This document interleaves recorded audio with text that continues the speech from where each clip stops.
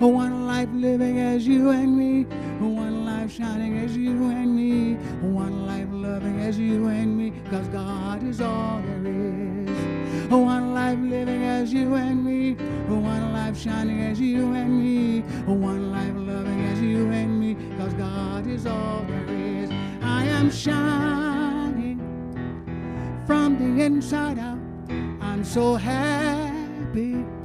I just want to shout. Woo. One life living as you and me.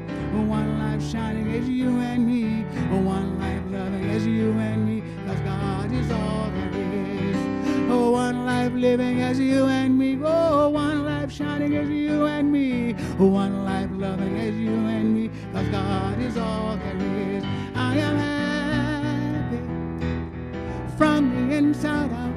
I'm so happy. I just want to shout. Woo. One life living as you and me. One life shining as you and me. One life loving as you and me. 'Cause God is all there is. One life living as you and me. One life shining as you and me. One life loving as you and me. 'Cause God is all there is. One life living as you and me. One life shining as you and me.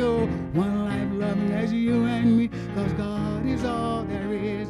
I am shining from the inside out. I'm so happy. I just want to shout. Woo. One life living as you and me. One life shining as you and me. One life loving as you and me. 'Cause God is all there is. One life living as you and me. One life shining as you and me. One life loving as you and me. 'Cause God is all there is.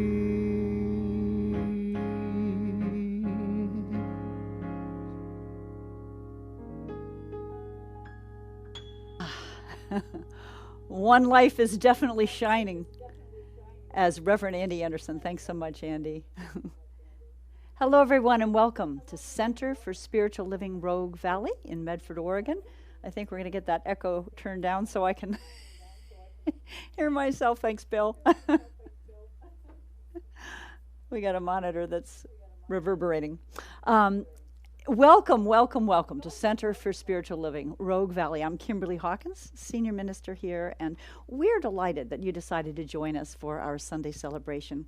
We're an inclusive, progressive, spiritual community, and we welcome each one of you, no matter where you may happen to be, on your own personal spiritual journey. With us today to deliver the invocation and reading is practitioner Wendy Wellborn. Holding high watch from home, we have another practitioner, Teresa Jenkins. And our musician, as you've heard already, is the wonderful Andy Anderson. And we go back to Andy now for our official opening song, or rather to prepare us for our invocation and reading.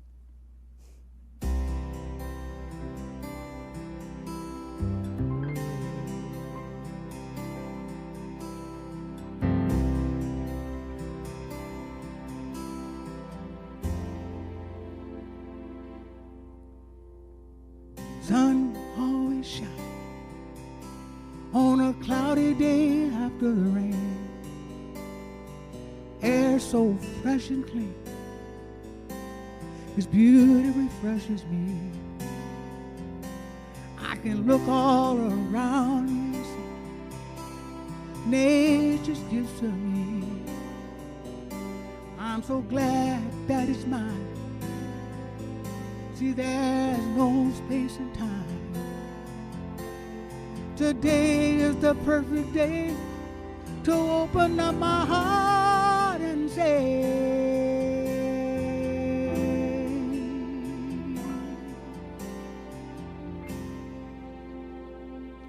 yeah, I know it's good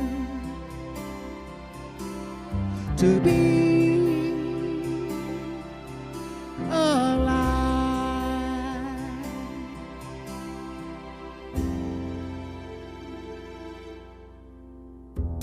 I never knew this life could be as good as me, to live a life so fully and consciously, could open up my eyes and know that I'm alive. There's a goodness that's living deep inside of me. It's Holy Spirit that is moving me and guiding me to be the very best that I can be. There's nothing that I need to do. Just let His love come shining through.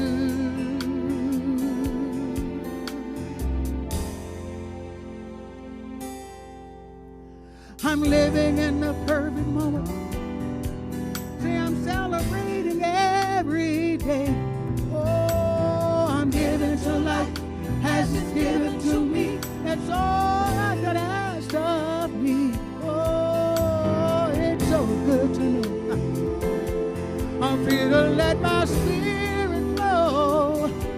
I'm living in love, joy, peace, in a space of harmony.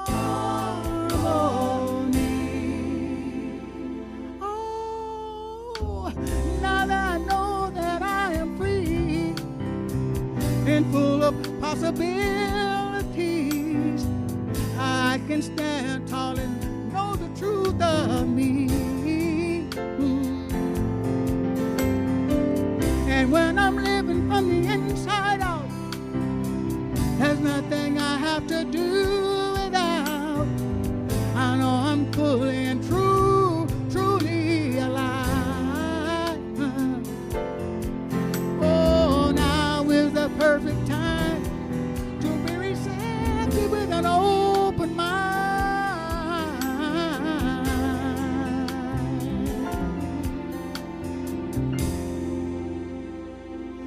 And know it's good. Oh, so good, so good, so good to be alive. Oh, alive, awake and awake. Oh, it's so good. Feel my good. Oh, so good, so good to know. It's so good to be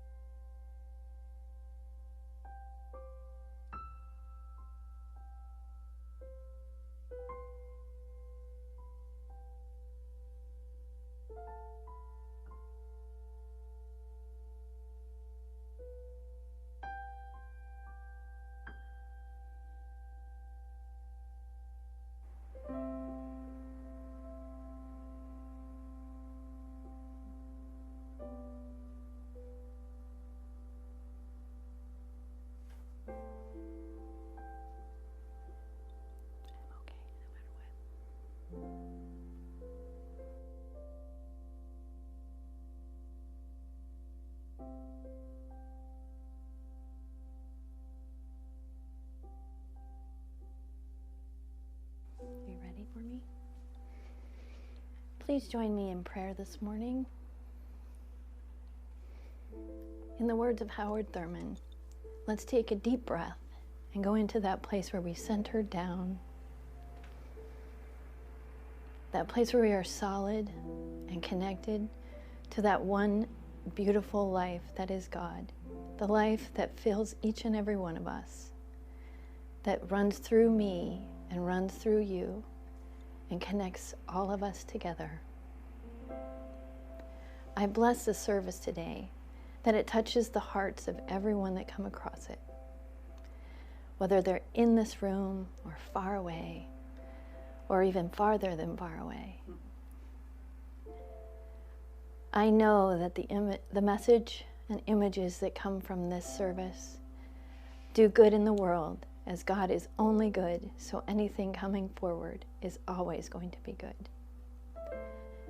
And knowing that this is the truth, I say thank you and release it.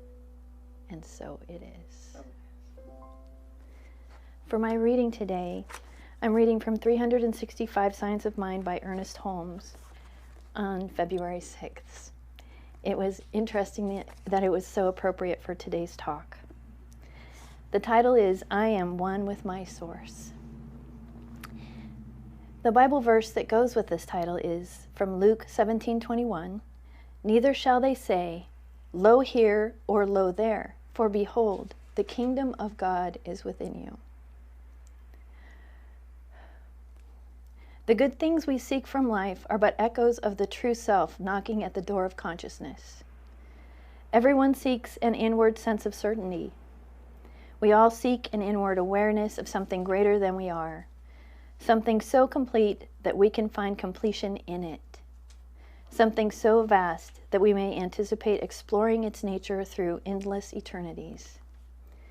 Someone has said that the soul is homesick and that it cannot recover until it finds complete union with its source. Intuitively, we know that such a union with a source of power must exist. If the pipe that conducts water from a high reservoir to our homes becomes disconnected, it does not mean that the water has dried up at its source. So it is with our life. Its source is an infinite sea of energy, power, love, and wisdom. That which connects us with the source is our inner life, those thoughts and feelings that make up our consciousness. Through the spiritual practice of meditation, we are able to unite consciously with our infinite source, and so allow the cosmic stream of good to flow to us in an unobstructed channel. The affirmation for this day: I am filled with the spirit of love and gladness. I am filled with an expectancy of good things. The energy of life flows through me. I have no anxiety for the future, no regrets for the past.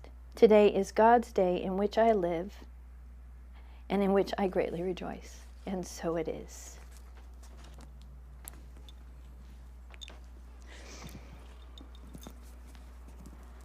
Thank you, Wendy Wellborn. Love when the reading is the right one for the talk.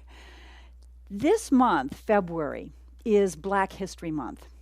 So we thought it would be appropriate to celebrate some of the Black pioneers in our own New Thought movement who don't always get celebrated, and there are many of them. So a year or so ago, CSL in Dallas put together a series of slideshows. They're brief, 3 to 4 minutes long, and they celebrate various Black pioneers, Black evolutionaries, as the slideshow calls them, New Thought evolutionaries. So in just a moment, we're going to show you the second in the series, which celebrates one person and also takes a look at how racism raised its ugly head at one point in our very own movement, and how that issue was resolved in part due to the heart and determination of our founder, Ernest Holmes. Let's go to that little slideshow right now. Thank you.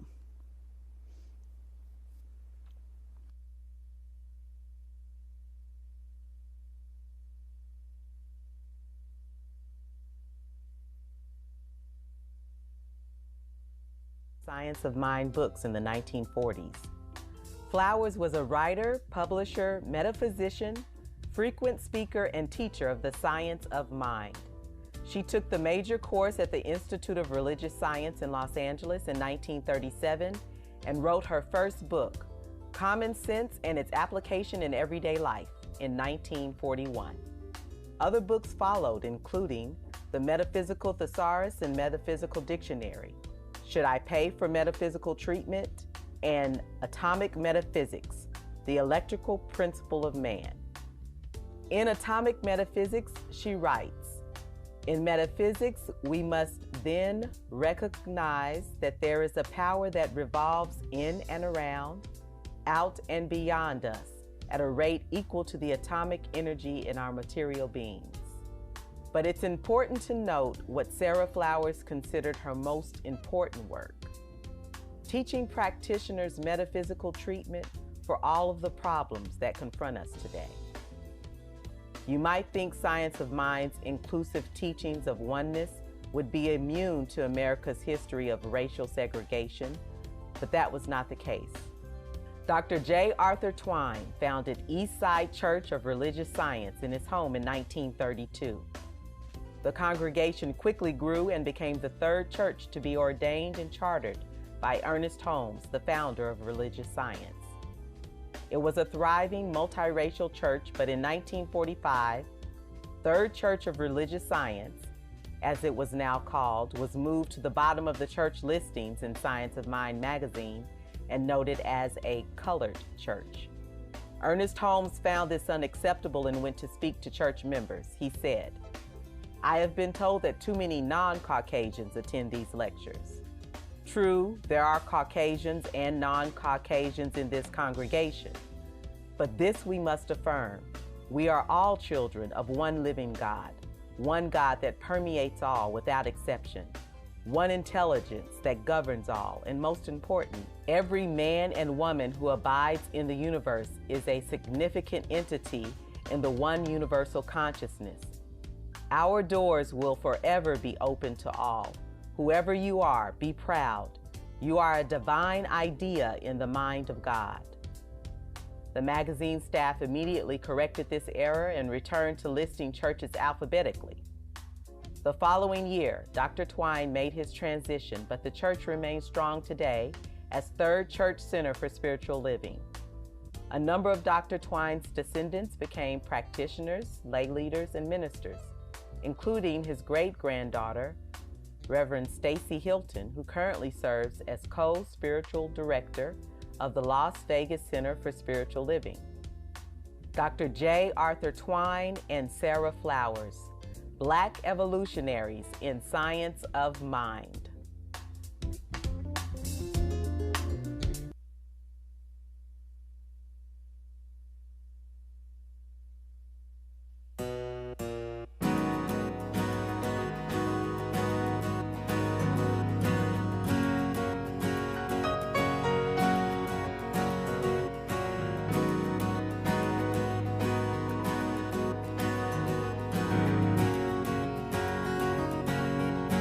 Everywhere I go, I see God in the flower and the tree. Oh, I see God in the love that's you and me. Oh, I see God. Oh, God is you and me, so beautiful to see. I'm living in the moment, all there is. I'm alive, awake and aware, with my good flowing everywhere. It's all I am, all I'll ever be. Oh, I am God. So everywhere you go, just see God in everything you do. Yeah, just see God express the beauty in you. Yeah, just see God.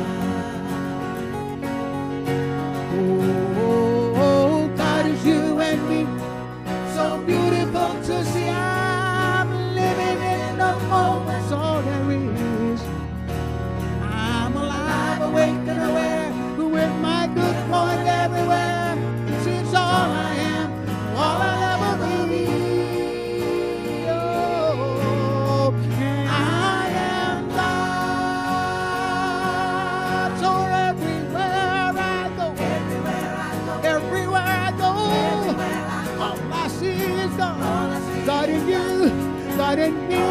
Everywhere I go, everywhere I go, all I see is God.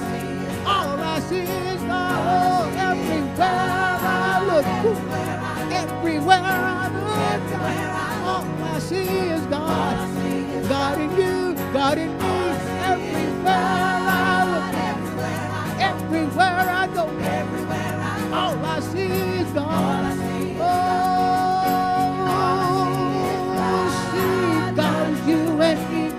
It's so beautiful to see. I'm living in the moment, all there is.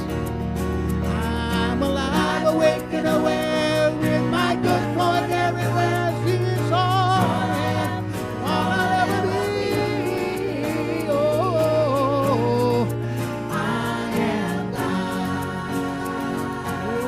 So everywhere you go, just see God. And everything you do, yeah, just see God.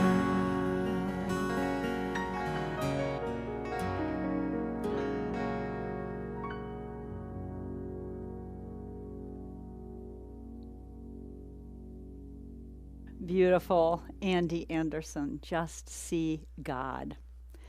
My message this morning is entitled, Can You See God in You? Or rather, the way I phrased it was, Can I see God in me? That, I believe, is a foundational question that we all need to answer. And the answer to that question has huge, huge ramifications. We teach in Science of Mind, as within, so without.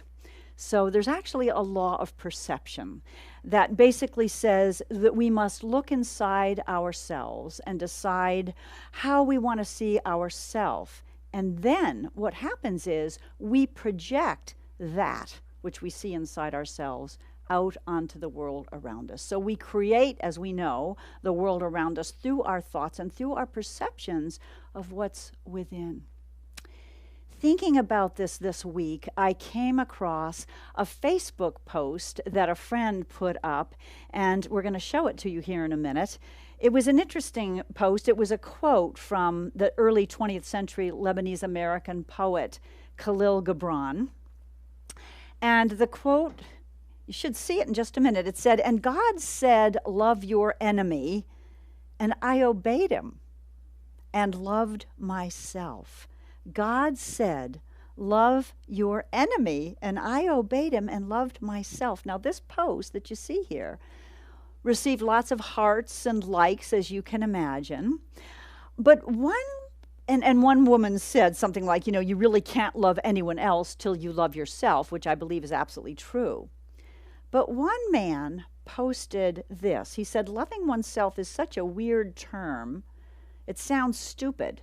Know yourself is better sounding. And to that, someone responded, love yourself, it's okay. And once again, the man who was negative about the post said it's narcissistic. So I would say that this depends, doesn't it, on our definition of loving yourself. If the definition of loving yourself is how the ego wants to love ourselves, the ego likes to either tear us down or puff us up, right?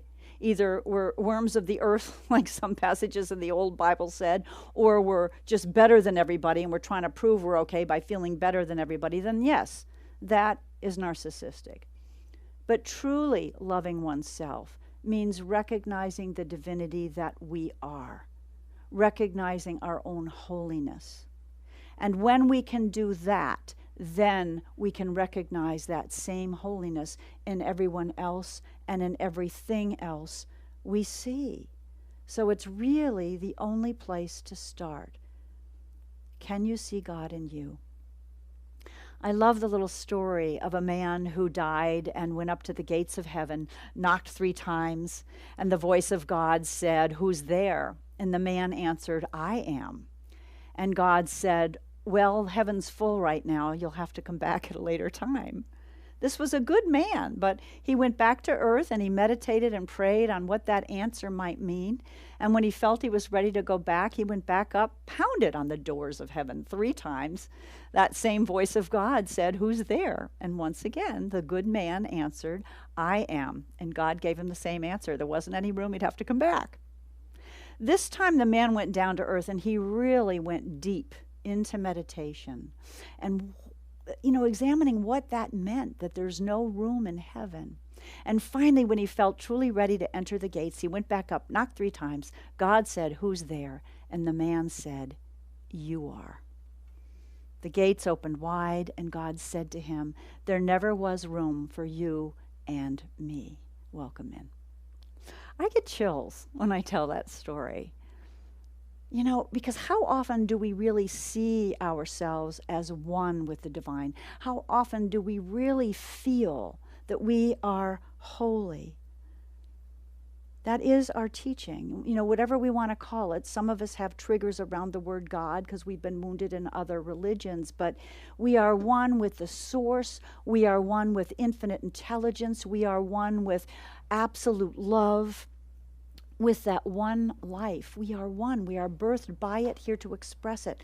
Our founder, Ernest Holmes, put it something like this. He said, "We believe that spirit is embodied in everyone, and that we are all embodiments of that one spirit."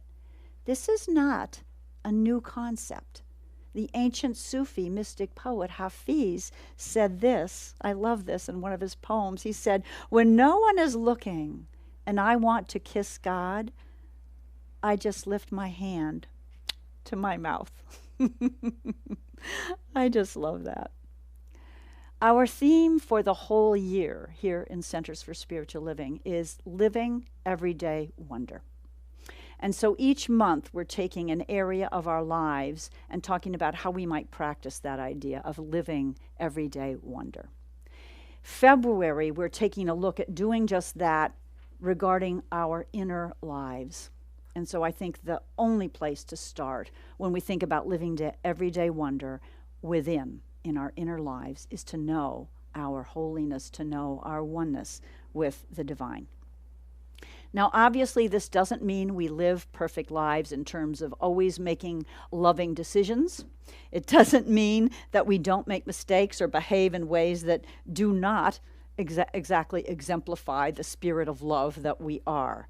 You know, we're here to learn in Earth School, and that's part of it. We're both human expressions and divine spiritual beings. So we need to let ourselves off the hook sometimes. We're going to make mistakes. There's just no way we're going to get... I mean, I look at Jesus's life, and he was such a great example. Such a great example. And yet there were times when his humanity showed. The two examples I often think of are when he got angry as a young man and overturned the tables, the money changers' tables in the temple. He was pretty pissed off. And later on, at the end of his life in the Garden of Gethsemane, you know, in anguish, praying, "Please, you know, lift this cup if you can from my lips, but thy will be done." So he experienced fear. He experienced anger, which we don't necessarily consider God-like qualities, but nonetheless, he knew the truth of his oneness. He taught us, "Know ye not that ye are gods." The Course in Miracles, and I've been studying it this year, starting January 1, has been so wonderful in helping me remember and train my mind to embody these truths in a deeper way. I have invented the world I see is one of the lessons. And again, whatever I see and believe inside is what I project outside. Another one is, my mind is part of God's I am very holy. That was one of the lessons this week. My mind is part of God's I am very holy. Not just holy, very holy. And I think it says that on purpose to emphasize that we have to let go of notions that were unworthy or less than, or there's something wrong with us. We are whole, perfect, and complete spiritual expressions of that one mighty, wonderful, beautiful life that God is. Today, I believe it was, the lesson was, my holiness blesses the world. My holiness. So when I live from that place of knowing my holiness, I radiate love. I allow others to feel the love they are, and I bless the world. This morning, I woke up with a song in my head. And this is so funny. I often wake up with something being downloaded or uploaded, however you want to look at it. Is it spirit within or spirit up there? It's spirit everywhere, right? And the song, Andy's going to sing a few bars in a moment for us. The song was, I want to be like Jesus in my heart. And it reminded me of what the Course in Miracles says, which is our purpose in coming to this life here on earth is to see the world through our own holiness. So Andy, I'll sing a little bit softly, but I'd like you to, let's hear this song. I want to be like Jesus in my heart.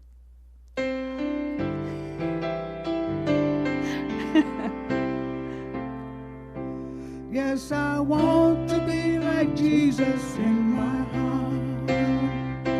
Yes, I want to be like Jesus in my heart. In my heart, in my heart. Yes, I want to be like Jesus in my heart. Do it again. Yes, I want to be like Jesus in my heart. Yes, I want to be like Jesus in my heart. In my heart, oh, in my heart. Yes, I want to be like Jesus in my heart. Yes, I want to be like Jesus in my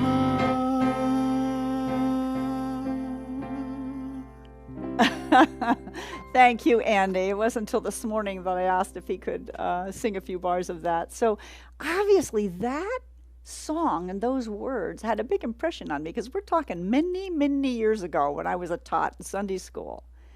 So what does that mean? I want to be like Jesus in my heart. I guess Andy found another verse, which is, I want to be more holy like Jesus. And really, we can't be more holy. We are all holy, holy. There are songs about that. Holy, W-H-O-L-L-Y, holy, H-O-L-Y. But this idea, if you think about Jesus and how loving and compassionate, he ministered to lepers.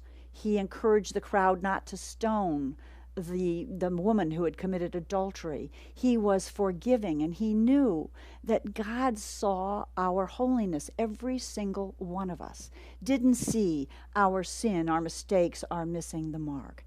And it's so sad that in many religions, including the one I grew up in, we learned about original sin instead of original holiness. And so that little song, you know, it may trigger you because some of us have hurts around Jesus. But if we really look at the Jesus of the New Testament as it's presented, he is loving and kind, recognizes the holiness in all of life. So if it works for you, that's a beautiful little ditty or mantra. I want to be like Jesus in my heart, because truly we are like Jesus in that we are all holy, holy beings. You know, unfortunately, and maybe it isn't unfortunate, maybe it's just part of why we come here, you know. If our mission in life, as the Course in Miracles says, is to see through the eyes of love, see through our holiness and project our holiness onto the world, what we're here is to learn how to do that and drop the illusions of separation. I've never met, and I've said this many times probably as I've spoken, I've never met anyone who didn't carry around some false belief from their childhood of, I am not enough, something's wrong with me, you know, I'm not good. And I was shocked. I remember at one particular time years ago counseling somebody who had, from the outside looking in, the perfect life. She had a high-powered job in a very visible organization, made a lot of money, was well-respected, was bright.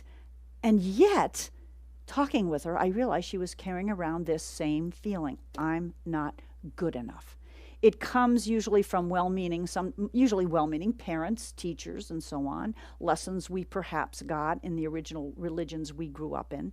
And when we're young, we take that on so easily. You know, if anything goes wrong, we tend to blame ourselves. And we react in different ways to that internal wound of I'm not enough. You know, some of us become, I gotta prove I'm okay. That's my methodology. I mean, work really hard, try to prove you're okay, become a workaholic, try to be a perfectionist. Good luck with that, right? Some of us hide, we withdraw, we become quiet, we hide our light under a lamp because we don't want to be judged. Some of us become angry or rebellious, and you may see yourselves in one or more of those categories. But the fact is, no amount of doing changes the reality of who we are. And I can tell you from personal experience that no matter how hard I've worked in my life and tried to be good and do things well, there's nothing wrong with doing things well, but it never fills that hole. That hurt, that wound that we take on as children, that something's wrong with us, does not get filled by trying to do things. I have a quote here from Marianne Williamson from Return to Love, where she speaks to that. She says, "Nothing that you have ever done or will ever do can mar the perfection, your perfection, in the eyes of God. You are deserving in His eyes because of what you are, not because of what you do. What you do or don't do is not what determines your essential value. I think maybe okay. Your growth perhaps, but not your value. That's why God is totally approving and accepting of you exactly as you are. What's not to like? You were not created in sin. You were created in love. Love that. There's also a poem that I'd like to read to you. It's called Dig Here, and it was written by St. John of the Cross, one of our mystics. And it speaks to this idea of not having to do to please God. She caught me off guard when my soul said to me, "Have we met?" She began to sing a tale. There was once a hard-working man who used to worry so much because he could not feed and clothe his children and wife the way he wanted. There was a beautiful little chapel in the village where the man lived, and one day while he was praying, an angel appeared. The angel said, "Follow me," and he did, out into an ancient forest. "Now dig here," the angel said, and the man felt strength in his limbs he had not known since youth, and with just his bare hands he dug deep and found a lost treasure, and his relationship with the world changed. Finding our soul's beauty does that, gives us tremendous freedom from worry. Dig here, the angel said, in your soul, in your soul. Wow. So I am hoping that all of us can remember to dig deep within our soul, to find that treasure, to find our worth, and to cast out, whether it's seeing a therapist, whether it's seeing a practitioner, a minister, whether it's doing affirmations, whether it's reading spiritually up, to cast out those old beliefs that anything is wrong, that anything is lacking within us. Now, one other benefit of treating ourselves lovingly, loving ourselves, is good health. When we punish ourselves, when we worry, when we feel less than worthy, oftentimes symptoms will occur. And it's basically our body trying to say, hey, take a look at this. You need to heal this. The spiritually aware medicine person, Dr. Bernie Siegel, talked about, he said, if I told patients to raise their blood levels of immune globulins or killer T cells, no one would know how to do this. Not necessarily can we do that with our minds, but he said, if I can teach them to love themselves and others fully, interesting, the same change happens automatically. The truth is, love heals. Wow. A Course in Miracles says something very similar. It says, first of all, I love this, and I didn't say this earlier. I love this quote from the Course in Miracles. The truth about you is so lofty that nothing unworthy of God is worthy of you. The truth about you is so lofty that nothing unworthy of God is worthy of you. And so the Course goes on to say, health is the result of relinquishing all attempts to use the body lovelessly. How many of us use the body lovelessly? Through overwork, through worry, through addictions of putting stuff in our body, whether it's food or drugs that don't serve us, and we treat the body lovelessly. The Course goes on to say, it's hard to understand that what the kingdom of heaven is within you really means. The word within is unnecessary. The kingdom of heaven is you. So it's a tall order to ask ourselves that question. Can I see God in me? And I encourage us all to use the Course in Miracles, to use affirmations. Louise Hay has a great exercise where she teaches us to look in the mirror and tell ourselves, I love you. And if there's any body part that you're not particularly pleased with, you say, I love my nose, I love my hips, I love whatever.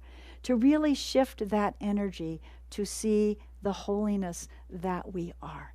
As within, so without. When we learn to really honor that within us, it's so much easier to project it onto the world and see it out there. I'm going to give you two more tools. One is another lesson from the Course in Miracles. When we see something we're judging, it's usually a projection of what's in us. And one day, the lesson in the Course of Miracles is, I could see peace instead of this. Actually, I can. So if there's somebody in the political system that we're really angry about, I can see peace instead of put in the person's name. If there's a relationship that is hard and that is having some disharmony, I could see peace instead of disharmony. If there's some self-judgment that's going on about ourselves, I could see peace instead of guilt, instead of blame, instead of self-judgment. I'd like to close today with a beautiful affirmation from Louise Hay, if I can find it, and I might not be able to. Wendy, can you hand me that paper there? The big one, I think it might be there. Thank you.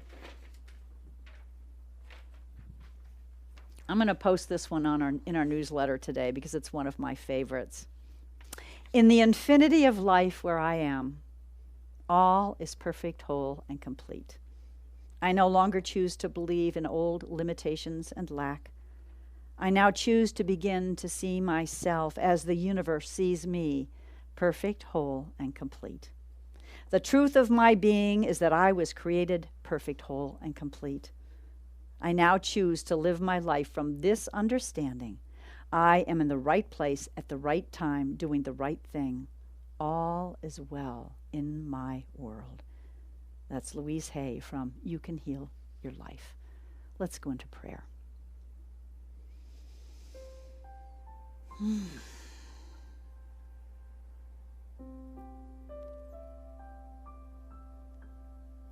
As I turn within, I know that this landscape that I create, that I accept within myself, within my mind, within my heart, is the creative seed that grows and that I project out into the world. And I know that God is all there is, goodness is all there is, love is all there is. And if that is true, and I believe it is, then what's in here is good, holy, love, and nothing more. So today and this week, I know that each of us is supported in this life journey, this growing, this life school, in being able to see ourselves first and what's out there with the eyes of love, with the eyes of God.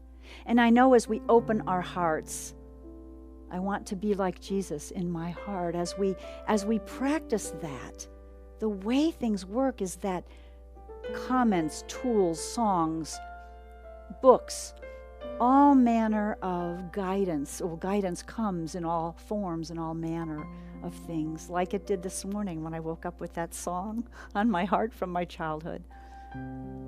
I know that we are beloved by the divine, that we are expressions of it, that we can never be separate.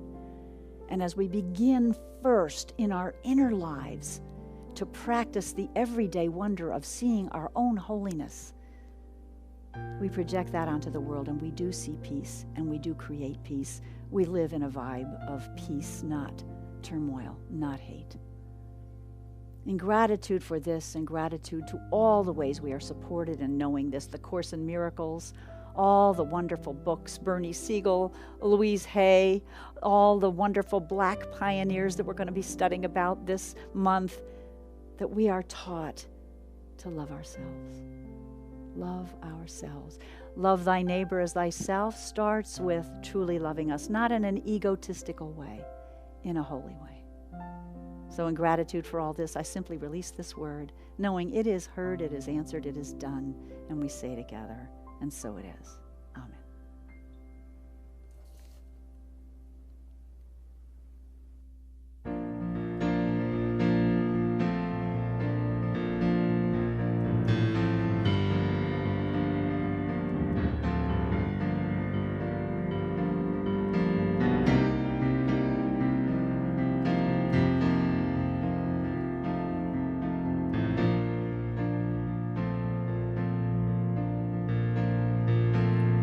When I love myself just the way I am, I can free my power wherever I am.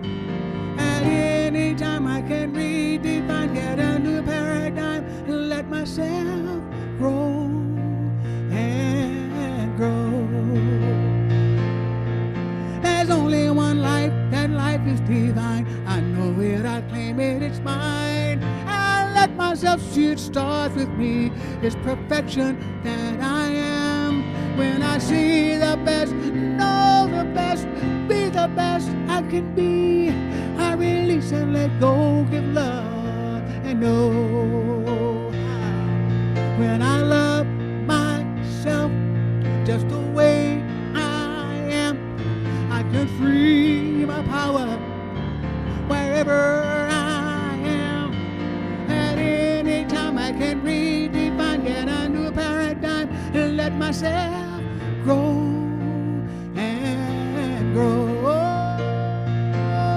When I love myself just the way I am, I can free my power wherever I am. And when I decide to change my mind, get a new paradigm, and let my love grow and grow. See, when I know the truth, it has to produce the results I'm looking for. It's done unto me as I believe. Possibilities all I see. When I see the truth, know the truth, be the truth as me, then I know that I know that I know that I know that I know. When I love myself just the way I am, I can free my power wherever I am. At any time I can redefine, get a new paradigm, and let myself grow and grow.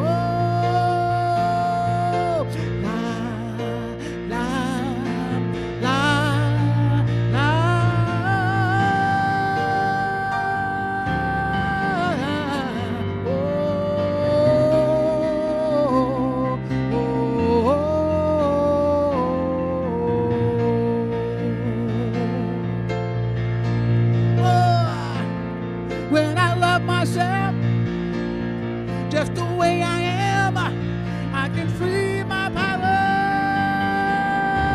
wherever I am. Oh, at any time I can redefine, get a new paradigm, and let myself grow and grow. Let my love, let it grow and grow. It's all I am. Let it grow and grow. It's all you are. Let it grow and grow. Let it grow. Let it grow and grow.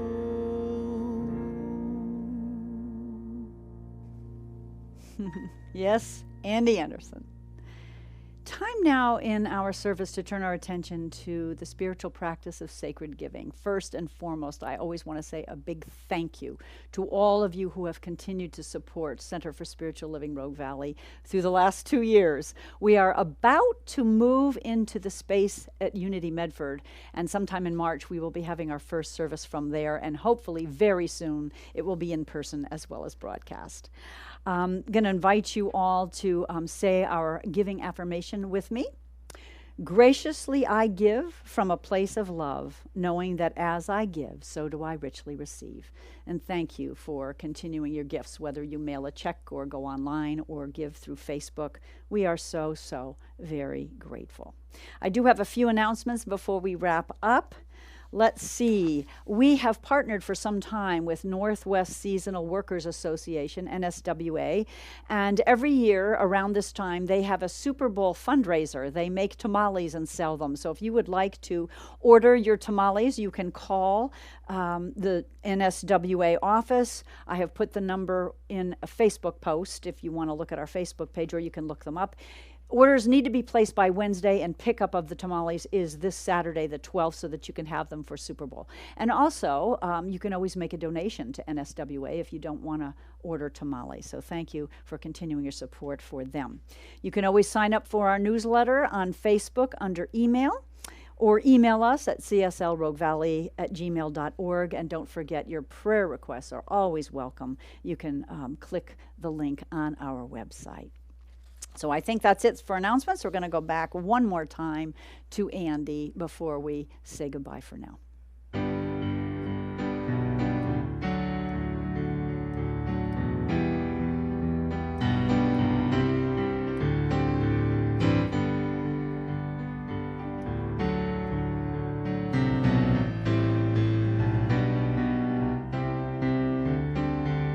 Joy, I let it shine through me for the whole world to see. It's all there is. I let joy, I let it live in me for the whole world to see. It's all there is. I let joy, I let it shine through me for the whole world to see. It's all there is. I let joy, I let it live in me for the whole world to see. It's all there is, it's all there is. Oh, I let grace, I let it live in me for the whole world to see. It's all there is. I let grace, I let it shine through me for the whole world to see. It's all there is. I let love, I let it shine through me for the whole world to see. It's all there is. I let love, I let it live in me for the whole world to see. It's all there is. It's all there is. Oh, I let joy, I let it live in me for the whole world to see. It's all there is. I let joy, I let it shine through me for the whole world to see. It's all there is. I let joy, I let it shine through me for the whole world to see. It's all there is. I let joy, I let it live in me for the whole world to see. It's all there is. It's all there is. It's all there is.